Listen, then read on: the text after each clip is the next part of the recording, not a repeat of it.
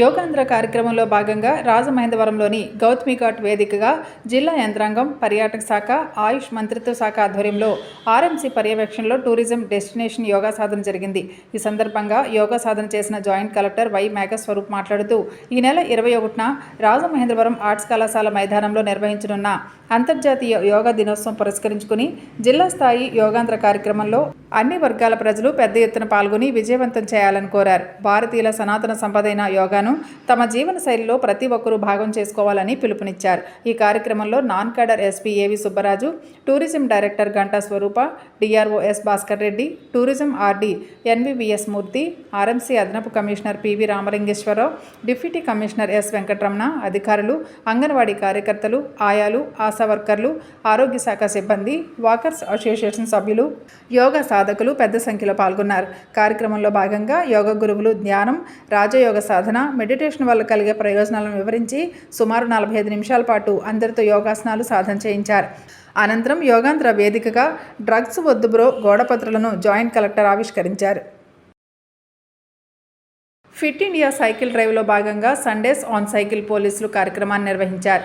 AR additional SP L Chenchireddy ఆధ్వర్యంలో ఈరోజు police అధికారులు, సిబ్బంది జిల్లా పోలీస్ కార్యాలయం నుంచి ఉత్సాహంగా సైకిల్ తొక్కి ఆరోగ్య పరిరక్షణతో పాటు పర్యావరణ సంరక్షణపై ప్రజలకు అవగాహన కల్పించారు. ఆర్ఐపి సంజీవ్ కుమార్ తదితరులు పాల్గొన్నారు. గోదావరి నదిలో నిర్వహిస్తున్న పర్యాటక బోట్ల నిర్వహణ తీరుపై పలు ఆరోపణలు, భద్రతాపరమైన ఆందోళనలు వ్యక్తమవుతున్న నేపథ్యంలో ముందస్తు జాగ్రత్త చర్యగా పర్యాటక బోట్ల రాకపోకలను తాత్కాలికంగా నిలిపివేస్తున్నట్లు రంపచోడవరం రెవెన్యూ డివిజనల్ అధికారి కె స్వాతి శనివారం తెలిపారు. గోదావరి నదిలో నడుస్తున్న అన్ని పర్యాటక బోట్లపై ప్రత్యేక తనిఖీలు చేపట్టనున్నట్లు ఆమె తెలిపారు.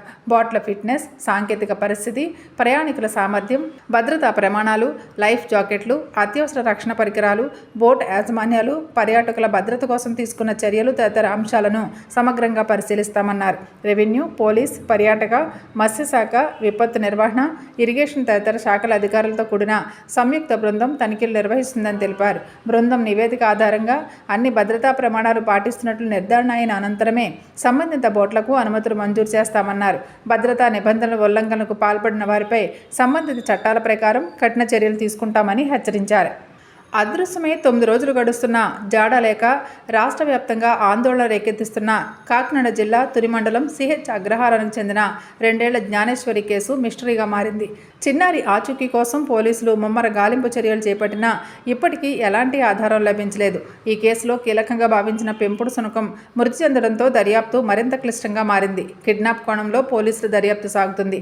చిన్నారి ఆచూకీ కోసం మరిన్ని బృందాలను రంగంలోకి దించాలని తాజాగా ఉప ముఖ్యమంత్రి పవన్ కళ్యాణ్ ఆదేశించారు. ఈ మేరకు కాకినాడ జిల్లా ఎస్పీ బిందు మాధవ్తో ఆయన ఫోన్లో మాట్లాడారు. ప్రస్తుతం గాలింపు చర్యల్లో పాల్గొంటున్న పోలీస్, ఎస్డీఆర్ఎఫ్తో పాటు ఎన్డీఆర్ఎఫ్ బృందాల సేవలను వినియోగించుకోవాలని పవన్ సూచించారు. దట్టమైన అడవుల్లోకి వెళ్లగలిగే నిపుణుల సహాయం తీసుకుని పరిసర ప్రాంతాల్లో జల్లెడ పట్టాలన్నారు. పవన్ కళ్యాణ్ ఆదేశాల మేరకు జ్ఞానేశ్వరి జాడను కనుక్కునేందుకు ఈరోజు ఎన్డీఆర్ఎఫ్ బృందాలు రంగంలోకి దిగాయి.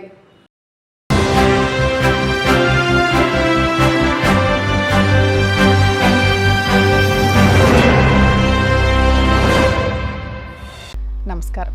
సిసిసి డిజిటల్ 230 PM న్యూస్కు స్వాగతం. ముందుగా ముఖ్యాంశాలు. కార్మిక శాఖ 2 ఏళ్ల ప్రగతిని వివరించిన మంత్రి సుభాష్, ప్రభుత్వం కార్మికుల సంక్షేమాన్ని సామాజిక బాధ్యతగా, అభివృద్ధి లక్ష్యంగా భావించి పనిచేస్తుందని స్పష్టం. చంద్రబాబు పొడిచిన వెన్నుపోటుకు 2 ఏళ్లు పూర్తయిందన్న మాజీ మంత్రి జోగి రమేష్, సూపర్ 6 హామీలు వెంటనే అమలు చేయాలని డిమాండ్. కూటమి సభకు అపనమ్మకపు సభ, సంక్షోభ సభ అనే పేర్లు పెట్టుకుంటే బాగుండేది. వైసీపీ అధికార ప్రతినిధి, టీటీడీ మాజీ చైర్మన్ బోమన కరుణాకర్ రెడ్డి ధ్వజం. తిరుమల శ్రీవారిని దర్శించుకున్న రిలయన్స్ ఇండస్ట్రీస్ అధినేత ముఖేష్ అంబానీ, ఆలయ మర్యాదలతో స్వాగతం పలికిన అధికారులు. కార్మికుల శ్రమతోనే రాష్ట్ర అభివృద్ధి పునాదులు నిర్మితమవుతాయని అందువల్ల కార్మికుల సంక్షేమం, సామాజిక భద్రత, ఆరోగ్య రక్షణ, నైపుణ్య అభివృద్ధి, పారిశ్రామిక భద్రత వంటి అంశాలపై ప్రభుత్వం ప్రత్యేక దృష్టి సారించిందని మంత్రి వాసంశెట్టి సుభాష్ చెప్పారు. సచివాలయంలో మీడియా సమావేశంలో నిర్వహించిన మంత్రి కూటమి 2 ఏళ్ల పాలనలో కార్మిక శాఖ పురోగతిని వివరించారు. సీఎం చంద్రబాబు నాయకత్వంలో ప్రభుత్వం కార్మికుల సంక్షేమాన్ని సామాజిక బాధ్యతగా, అభివృద్ధి లక్ష్యంగా భావించి పనిచేస్తుందని చెప్పారు. గత ప్రభుత్వం 5 ఏళ్ల కాలంలో కార్మిక సంక్షేమం పూర్తిగా నిర్లక్ష్యానికి గురైందని విమర్శించారు. హోదా ఉండదని చెప్పి తీవ్రంగా ప్రయత్నించిన జగన్మోహన్ రెడ్డే మళ్ళీ ప్రతిపక్ష హోదా ఇమ్మని అడుగుతూ ఈ 2 సంవత్సరాలు చాలా కష్టపడి తిరిగారు. వాళ్ళకి దానికోసం నా ప్రత్యేక అభినందనలు తెలియజేస్తా ఉన్నాను. అదేవిధంగా స్టీల్ ప్లాంట్లో జరిగిన మొన్న ఒక అపశృతి, దాని గురించి జగన్మోహన్ రెడ్డి బయటకు వచ్చి మాట్లాడటం, ₹1 ఇస్తాను ప్రభుత్వం వచ్చేస్తే అని చెప్పడం చాలా హాస్యాస్పదంగా ఉంది. ఎందుకంటే గతంలో విజయవాడ వరదలకు కూడా ₹1 ఇస్తానన్నారు, ఎవరికి ఇచ్చారో కూడా అర్థం కాదు. అలాగే ఈ రోజున ప్రభుత్వం వస్తే ₹1 ఇస్తానంటాం. కార్మికుల పట్ల అసలు అతనికి ఏమైనా చిత్తశుద్ధి ఉందా, అసలు ఆయనకి మనస్సాక్షి ఉందా అలా మాట్లాడటానికి అని చెప్పి అడుగుతా ఉన్నాను. ఎందుకంటే కార్మికుల్లో ఇటు సంఘటిత అటు అసంఘటిత కార్మికులు ఉంటారు. ముఖ్యంగా ముందుగా అసంఘటిత కార్మికులు, భవన నిర్మాణ కార్మికుల విషయానికి తీసుకుని వస్తే వాళ్ళ విషయం ఆలోచిస్తే ఇసుక బంగారంలో అమ్మటం వల్ల వాళ్ళ పని దినాలు తగ్గాయి. అదేవిధంగా వాళ్ళ పథకాలు ఏవైతే ఉన్నాయో సంక్షేమ పథకాలన్నీ కూడా 2020 నాటినే అవి ఆపేసి వాటికి ఫుల్ స్టాప్ పెట్టడం ఒక ఎత్తు అయితే, ఎక్కడ పని దినాలు పెరగని వైను, వాళ్ళ జీవితాల్లో చీకటి నిలిపిన వైను. అలాగే స్కిల్ డెవలప్మెంట్ కూడా కనీసం సెస్ అమౌంట్లో 10% ఖర్చు పెట్టవలసి ఉంది. 2500 కోట్లకి 250 కోట్లు ఖర్చు పెట్టవలసి ఉంది, ₹1 ఖర్చు పెట్టిన వైను. అలాగే ఇంకా సంఘటిత కార్మికుల విషయానికి వస్తే ఆ రోజుల్లో 11 లక్షల మంది ఉండేవారు. మరి ఏ రోజైనా ఒక ఇటుకు కానీ ఇప్పుడు ఇసుక కానీ సిమెంట్ కానీ వేసిన వైనం ఉందా? కనీసం ల్యాండ్ అలాట్మెంట్ చేసిన బాబత ఉందా? లేదు.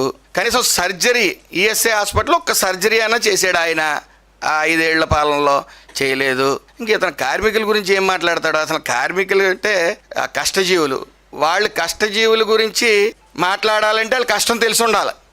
ఏసీ గదులకు పరిమితం అయ్యి, డార్క్ రూముకు పరిమితం అయ్యి, పరదాలు కట్టుకుని వచ్చే వ్యక్తికి కార్మికుల కష్టాలు ఎలా తెలుస్తాయి?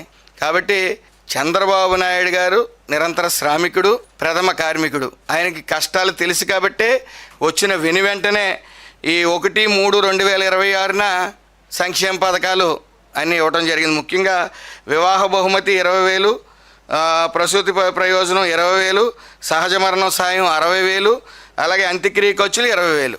అవన్నీ 1/3/2026న మరి అమల్లోకి తీసుకురావడం జరిగింది. దాని నిమిత్తం మళ్ళీ దాన్ని రివైజ్ చేస్తూ వివాహ బహుమతి 20,000 నుంచి 40,000 చేయాలని, సహజ మరణానికి 60,000 నుంచి 80,000 చేయాలని, అన్ని రకాల మరణాలకు అంత్యక్రియ ఖర్చులు ఇవ్వాలని చెప్పి మళ్ళీ ప్రతిపాదించడం జరిగింది. అది త్వరలో అమల్లో కూడా రావడం జరుగుతుంది. అదేవిధంగా ఇంటిగ్రేటెడ్ లేబర్ అమ్యూనిటీస్ కాంప్లెక్స్ అనేది లేబర్ అడ్డాస్, అది చంద్రబాబు నాయుడు గారి డ్రీమ్ ప్రాజెక్ట్. ముఖ్యంగా అవి 25 లేబర్ అడ్డాస్ రాష్ట్ర వ్యాప్తంగా మేము ప్రారంభించబోతా ఉన్నాం అతి త్వరలో. వాటి వల్ల ఉపయోగం ముఖ్యంగా ఉపాధి సమాచారం అనేది అక్కడ పొందుపరచడం జరుగుతుంది. అదేవిధంగా త్రాగునీరు, వైఫై సౌకర్యాలు, కూర్చోడానికి ఏర్పాట్లు, పారిశుద్ధ సౌకర్యాలు, కార్మికుల యొక్క నమోదు సేవలు, ఇవన్నీ కూడా అక్కడ అందుబాటులో తీసుకురావడం జరుగుతుంది. ముఖ్యంగా మీరు చూస్తూ ఉంటారు, ఈ జట్టు కూలీలు కానీ ఇతర కార్మికులు పని కోసం మండు ఎండలో నడి రోడ్డు మీద నిలబడటం చూస్తూ ఉంటారు. వాటిని అధిగమించడానికి ఫస్ట్ పైలట్ ప్రాజెక్ట్గా ఒక 25 లేబర్ అడ్డాస్, 25 లేబర్ అడ్డాస్ని అనేక చోట్ల పెడతా ఉన్నాం. సీఎం చంద్రబాబుపై మాజీ మంత్రి జోగి రమేష్ తీవ్ర ఆరోపణలు చేశారు. చంద్రబాబు ఎన్టీఆర్కు వెన్నుపోటు పొడిచి 31 ఏళ్లు పూర్తయిందని, కొత్తగా పొడిచిన వెన్నుపోటుకు 2 ఏళ్లు అవుతుందని ఆయన ఆరోపించారు. సూపర్ 6 హామీలు వెంటనే అమలు చేయాలని డిమాండ్ చేశారు. 31 సంవత్సరాల క్రితం ఎన్టీ రామారావు గారిని వెన్నుపోటు పొడిచి అఖిల భారత వెన్నుపోటు సంఘానికి అధ్యక్షుడిగా నారా చంద్రబాబు నాయుడు గారు నిలిచారు. ఆయన చూపించిన దారి రహదారి ఈ రోజు రాజకీయాల్లో ఆది పురుషుడు, వెన్నుపోటుకి ఆది పురుషుడు చంద్రబాబు నాయుడు గారు అని చెప్పేసి ఏ ఒక్కళ్ళు చూసినా సరే భారతదేశంలో చంద్రబాబు నాయుడు గారిని చూపిస్తారు. ఈ రోజు ఆయన నాకు తెలిసినంత వరకు తెలుగుదేశం పార్టీ అనేది ఎన్టీ రామారావు గారి పార్టీ, చంద్రబాబు నాయుడు గారి పార్టీ విపిపి పార్టీ, వెన్నుపోటు పార్టీకి అధ్యక్షుడు చంద్రబాబు నాయుడు. అది పెట్టుకుంటే భారతదేశంలో ఉన్న ప్రజలే కాదు, ప్రపంచంలో ఉన్న తెలుగు ప్రజలు మొత్తం కూడా హర్షిస్తారు.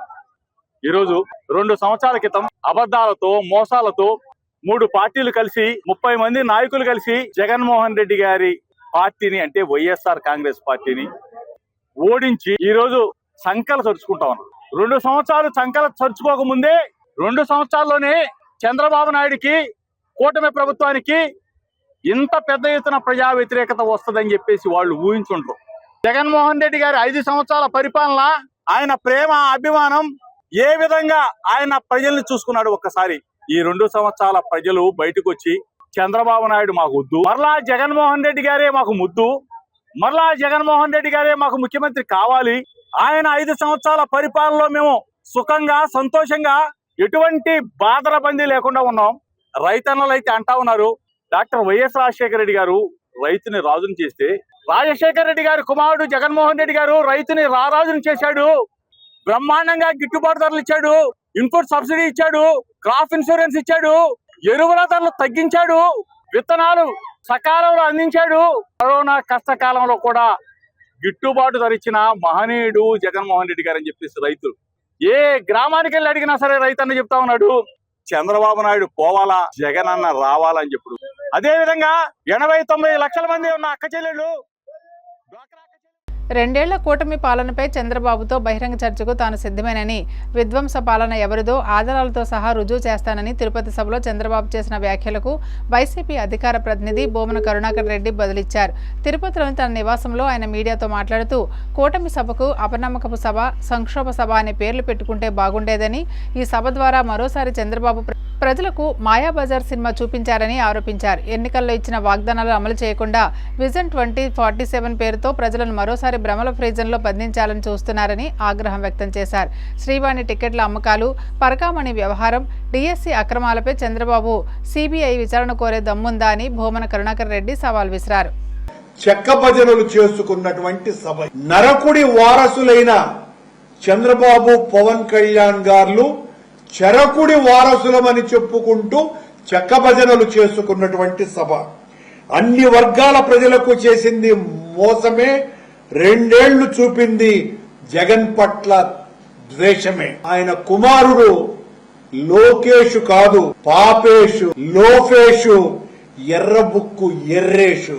ఆయన గారు జగన్మోహన్ రెడ్డి గారి యొక్క ఔన్నతిని హీనపరుస్తూ మాట్లాడినటువంటి మాటలు, చంద్రబాబు పుత్రమా, లోకేషు రత్నమా, నీ పేరే పప్పు అని దాదాపు 2 దశాబ్దాలు నడిచింది. పప్పు ఎవరు అనంటే గూగుల్ని కొడితే మీ బొమ్మ కనపడేది లోకేష్. మీకు మతిమరుపు ఎక్కువ అనుకుంటా, కాబట్టి అది మర్చిపోయి జగన్మోహన్ రెడ్డి గారి మీద అవాకులు చెవాకులు మాట్లాడుతున్నారు. ఈ మతిమరుపు ఇలాగే ఉంటే రేపు మీ తల్లిదండ్రులను కూడా మర్చిపోయే ప్రమాదం ఉంది అని మేము కూడా నీకు గుర్తు చేయాల్సినటువంటి విషయం ఉన్నది. ఇది వెన్నుపోటు పార్టీ తెలుగుదేశం అంటే, హంతకుల పార్టీ, ఆనాడు గద్దరన్నాడు అన్నట్లుగా నారాసుర పార్టీ, రంగాను బహిరంగంగా చంపినటువంటి పార్టీ. ఈ రోజు జరిగినది ఒక మాయాసభ, మయసభ అని జనం వేణోళ్ల చెప్పుకుంటున్నారు.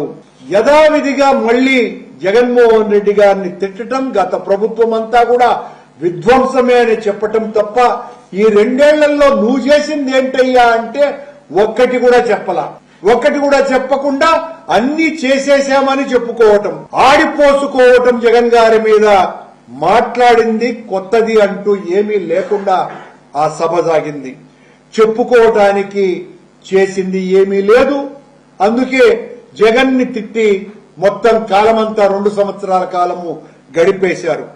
మొత్తానికి ఆమె యాంకర్ ఎవరో గాని మారీచ సుబాహుల్ని పిలవాలని అనుకుని వాళ్ళిద్దరినీ మారీచ సుబాహులు అని మనస్సులో అనుకుని పవన్ కళ్యాణ్, చంద్రబాబు గారిని రామలక్ష్మణులు అని సంబోధించిందయ్యా ఆ సభలో.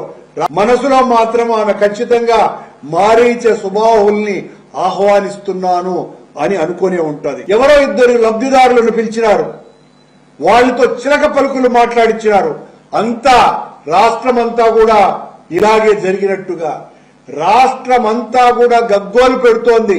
చంద్రబాబు, నువ్వు 143 హామీలు ఇచ్చినావు, ఒక్క హామీని కూడా నెరవేర్చలా. సూపర్ 6 అన్నావు, సూపర్ 7 అన్నావు, ఒక్కటి కూడా నెరవేర్చలా.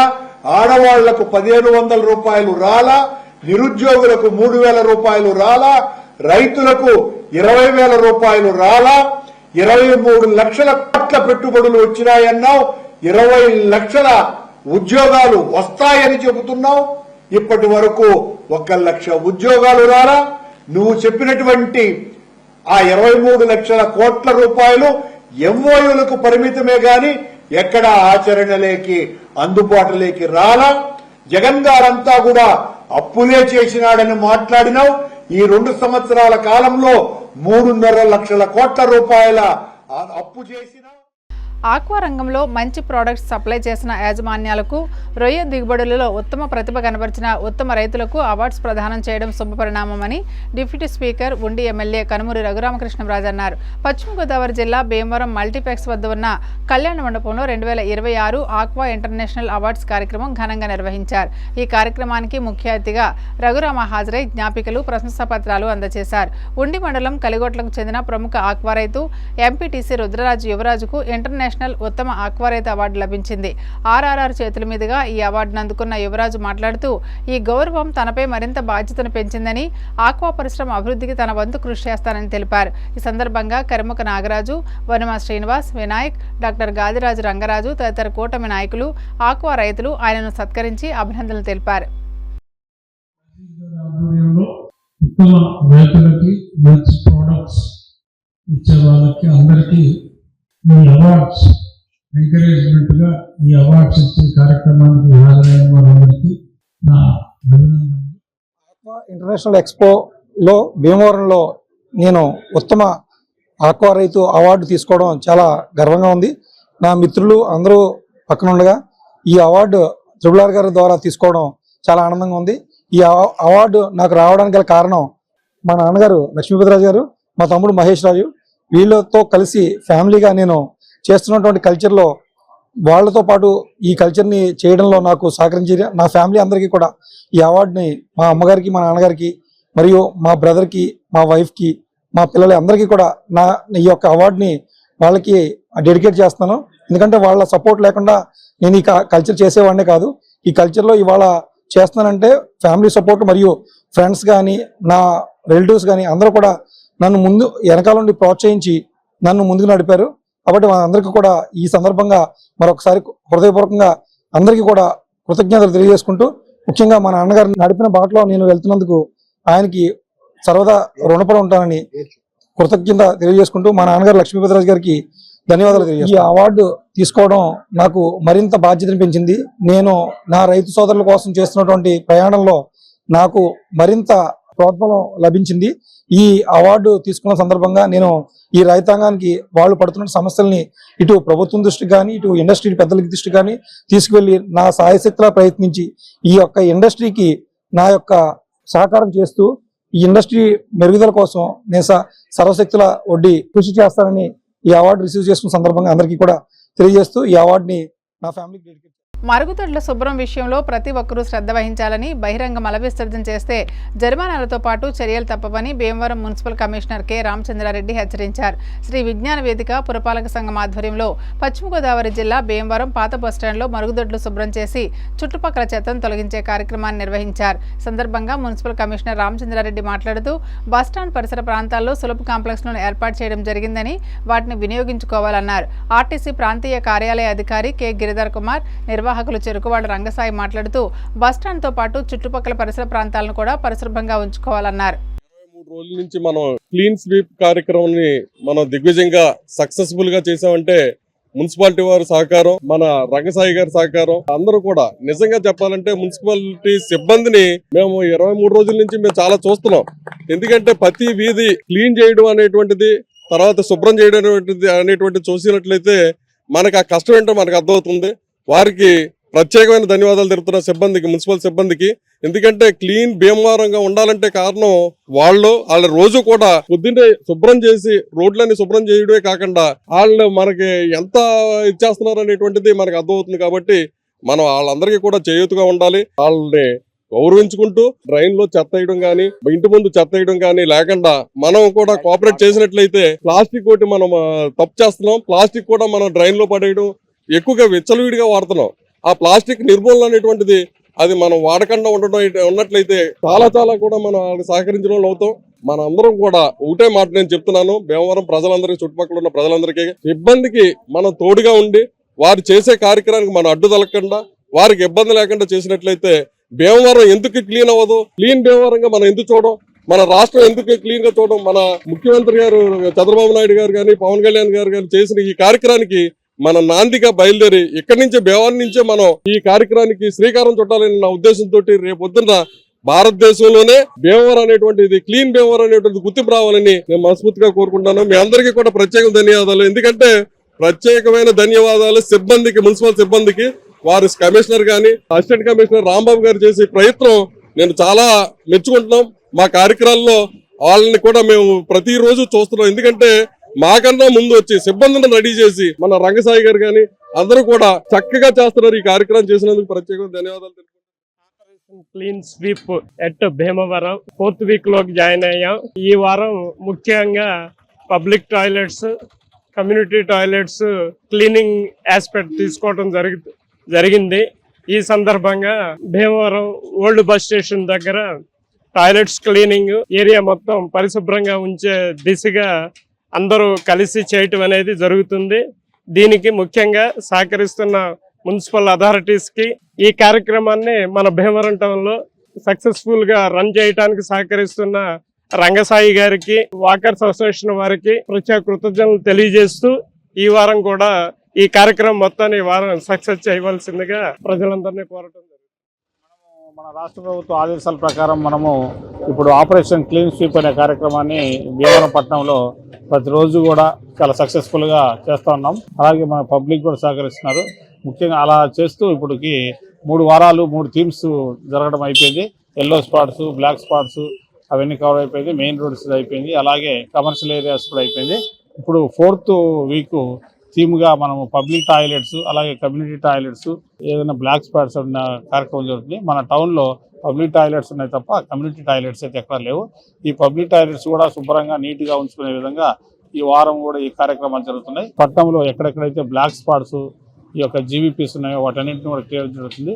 దీనికి సహకరిస్తున్నటువంటి వాకర్స్ అసోసియేషన్, అలాగే రంగసాయి గారు, తర్వాత మిగిలిన ఎన్జిఓ ఆర్గనైజేషన్ అందరికీ కూడా ప్రత్యేక ధన్యవాదాలు. అభివృద్ధిలో ఆంధ్రప్రదేశ్ 2 సంవత్సరాలు పూర్తి చేస్తుందని టీడీపీ జాతీయ ఉపాధ్యక్షుడు హరిప్రసాద్ పేర్కొన్నారు. కడప నగరంలో ఆయన మీడియా సమావేశంలో మాట్లాడుతూ గత ప్రభుత్వంలో ఇచ్చిన ఏ ఒక్క హామీని జగన్మోహన్ రెడ్డి తీర్చలేదని అన్నారు. ఇంట్లో ఎంతమంది ఆడపిల్లలు ఉంటే అంతమందికి అమ్మఒడి ఇస్తానని చెప్పి ఒకరికి మాత్రమే ఇచ్చి తల్లిదండ్రులను వెన్నుపోటు పొడిచారని విమర్శించారు.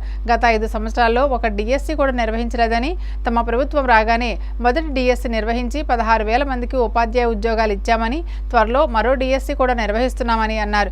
అది వారవలేని గొడ్డలి పార్టీ నాయకులు ప్రభుత్వంపై బురద చల్లుతున్నారని ధ్వజమెత్తారు. సంక్షేమ పథకాలను ఈ దినం మనం చూస్తున్నాం. అదేవిధంగా హామీలు ఇవ్వని కూడా అన్నా క్యాంటీన్లు చేర్చడం జరిగింది. అదేవిధంగా ప్రతి పిల్లవాడికి ఆ దినం 15,000 ఇస్తామన్నాం. అందరూ కూడా ఆశ్చర్యపోయారు, ఎక్కడిస్తారు ఇళ్ళని. 6 మంది 7 మంది పిల్లలు ఉన్న వాళ్ళకు కూడా 15,000 రూపాయలు కూడా ఇవ్వడం జరిగింది. అదేవిధంగా రైతులు కూడా సకాలంలో కేంద్ర ప్రభుత్వం ఎంత ఇస్తుందో రాష్ట్ర ప్రభుత్వం కూడా రైతులు కూడా ఇస్తున్నాం. ఇవన్నీ కూడా చేస్తూ ఉంటే వెన్నుపోటు పొడిచారు. ఎవరికి వెన్నుపోటు పొడిచారు?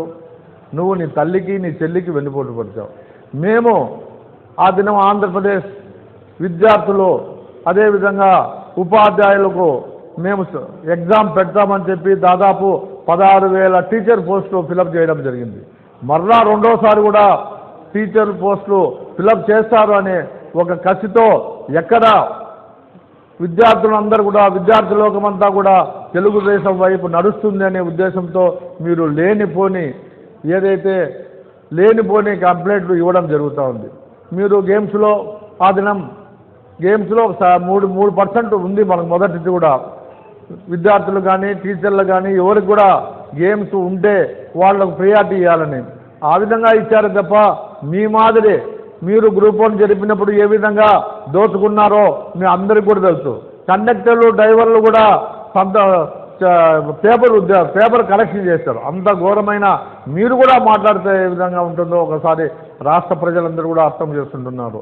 అదేవిధంగా 2006లో మీ తండ్రి గారు ఆ దినం సెకండ్ టీచర్ ఉద్యోగాలకని పిలిస్తే దాదాపు కడప జిల్లాలోనే సెకండ్ గ్రేడ్ టీచర్లందరినీ కూడా మోసం చేసి కర్నూలు దాకా పోయి కర్నూలులో పేపర్ కరెక్ట్ చేస్తే అధికారులు కూడా ఇంట్లో పోయారు.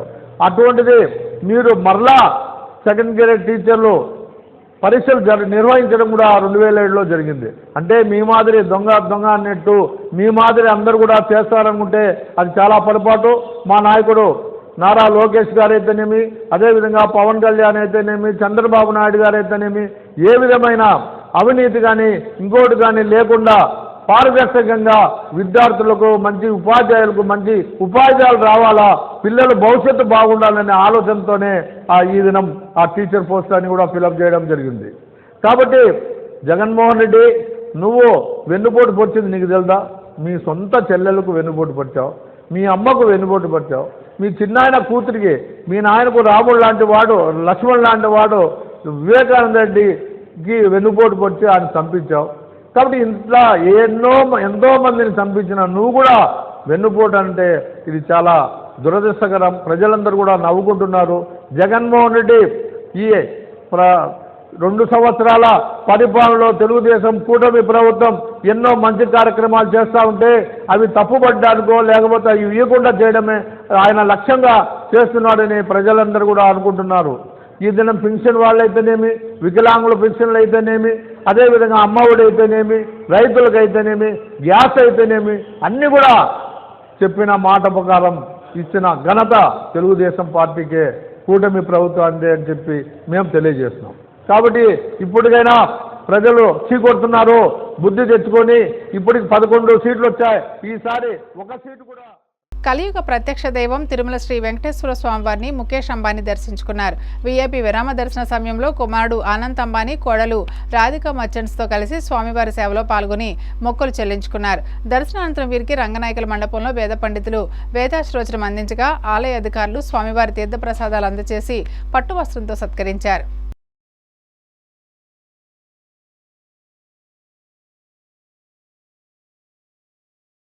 వార్తలు ముగించే ముందు ముఖ్యాంశాలు మరోసారి. కార్మిక శాఖ 2 ఏళ్ల ప్రగతిని వివరించిన మంత్రి సుభాష్. ప్రభుత్వం కార్మికుల సంక్షేమాన్ని సామాజిక బాధ్యతగా, అభివృద్ధి లక్ష్యంగా భావించి పనిచేస్తుందని స్పష్టం. చంద్రబాబు పొడిచిన వెన్నుపోటుకు 2 ఏళ్లు పూర్తయిందన్న మాజీ మంత్రి జోగి రమేష్. సూపర్ 6 హామీలు వెంటనే అమలు చేయాలని డిమాండ్. కూటమి సభకు అపనమ్మకపు సభ, సంక్షోభ సభ అనే పేర్లు పెట్టుకుంటే బాగుండేది. వైసీపీ అధికార ప్రతినిధి టీటీడీ మాజీ చైర్మన్ భూమన కరుణాకర్ రెడ్డి ధ్వజం. తిరుమల శ్రీవారిని దర్శించుకున్న రిలయన్స్ ఇండస్ట్రీస్ అధినేత ముఖేష్ అంబానీ. ఆలయ మర్యాదలతో స్వాగతం పలికిన అధికారులు. సిసి సున సమాప్తం. నమస్కారం.